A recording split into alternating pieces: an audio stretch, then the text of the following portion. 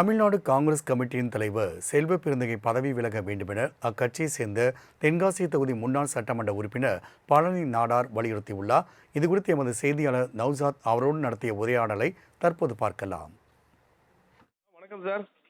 Sir, இப்போ செல்வப்பெருந்தகை பதவி விலக வேண்டும் சொல்லிட்டு நீங்க சொல்லிட்டு ஒரு தகவல் வந்திருக்குது. என்ன காரணம் சார்? என்ன காரணம் சார் பதவி விலக போற காரணம் என்ன? அதாவது காங்கிரசுடைய கட்சியை முதலில் நல்ல இடத்துக்கு எடுத்து செல்லாமல் ஆவாத இடங்களை கூட்டணி வைத்து கட்சியை தோற்பதற்கு வாய்ப்பை அளித்து கட்சி தோற்று ஆளாள பல்லவரை வெள்ளிய பொழுது இன்னும் அவர் கட்சியை நடத்துவதற்கு வாய்ப்பில்லை. கட்சியை நடத்த வேண்டும் என்று அவர் நினைத்தால் கட்சி அழிந்தே போய்விடும் காங்கிரஸ். இப்போ அவர் அடுத்த கட்டத்துக்கு கொண்டு போறதா இந்த தாவேகாவோட கூட்டணி செஞ்சிருக்காரு சார். அடுத்தது கட்சி வளர்ச்சி பாதை கொண்டு போக அதாவது கேள்வி எழுதல. அவர் வளர்ச்சி பாதையை கொண்டு போக செல்வதற்கு வாய்ப்பே கிடையாது. அவர் வந்த நாள்ல இருந்து வாழ்ச்சி கட்சி இதுக்கு தான் கொண்டு போயிருக்காரு. எப்படி சொல்றீங்க சார்? கட்சியில பல பொறுப்புகளும் பல மாவட்ட தலைவர்களை போட்டு புதுசா நியமனம் பண்ணிருக்காங்க. மாவட்ட தலைவரை போட்டது இல்லது அதை மாற்ற வேண்டியது அதுக்கு முன்ன மாத்திருக்கணும். அதெல்லாம் இப்ப இதுக்கு பிறகு மாத்திருக்கணும். அந்த கொள்கையெல்லாம் விட்டுட்டு அந்த சமயத்துல மாற்றி இந்த கட்சியை குழப்பி ஒன்றுக்காகமாக்கி அதோட கட்சிக்காரங்களுக்கு எந்த நல்ல காரியங்களும் பண்ணாம இருக்கிற சீட்டோட துட்டு வாங்கிக்கிட்டு அந்த துட்டை வாங்கிக்கிட்டு கட்சியோட எல்லாம் கழிச்சு விட்டு இடத்துல எல்லாம் கழிச்சு விட்டு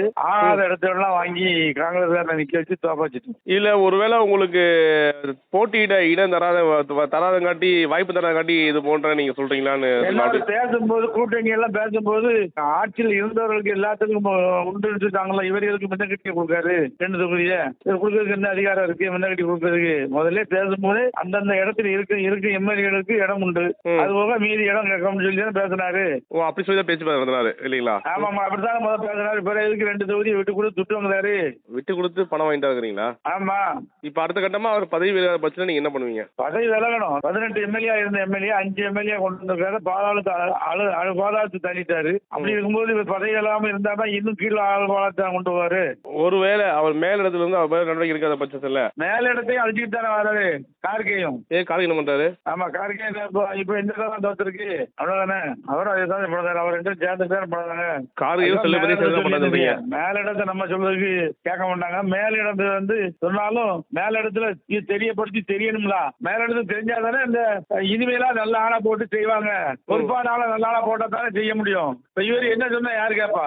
இப்ப அவர் தான் பதவி விலக சொல்லிட்டாரு சார். அதான் எலெக்ஷன் முடிஞ்சா பதவி விலக சொல்லிட்டாருல அவரு. இலக்கியல இருந்தே பதவி விடு இன்னும் பதவி மாநிலத்துல பதவி அப்படின்னு சொல்லிட்டாரு. ஆமா சொன்னாரு. என் தொகுதியை ராஜகம் பண்ணிட்டு மாநிலத்துல போய் தொகுதியை பார்க்க போயிட்டாரு. ஆமா, தொகுதியில தோத்துட்டாருல அந்த தொகுதியை போய் பார்க்கட்டு. அப்ப அவர் சொன்ன வாக்குறுதி நிறைவேற்றினா அவர் பதவி விலக சொல்றீங்க. ஆமா, சொன்ன வாக்குறுதி நிறைவேற்றணும்ல. சரி சார், இறுதியா என்ன சொல்ல வரீங்க? அடுத்த கட்டமா அவர் சட்டமன்ற தேர்தல் தோத்தாலும் கூட தலைவரை நீடிப்பா நினைக்கிறீங்களா? அல்லது அவர் பதவி விலகாத பட்சத்துல அடுத்த கட்டம் என்ன முடிவு எடுப்பீங்க? இறுதிபட்சமா என்ன முடிவு எடுப்பீங்க? அவர் மேல கட்சிக்கு தான் போவான் எல்லாரும். அப்ப உங்க தலைமையில வேற கட்சிக்கு போறீங்க சொல்லலாம் இல்லையா? ஆமா, தொண்டர்கள் வேற தலைமை போறதுக்கு வாய்ப்பு இருக்கு. அடிமட்ட தொண்டை முதல்ல நீங்க இல்லையா? ஆமா ஆமா, அடிமட்ட தொண்டர்களே போறதுக்கு வாய்ப்பா இருக்கு. ஓகே சார், ரொம்ப நன்றி சார். இணைப்புல கலந்து மிக்க நன்றி சார்.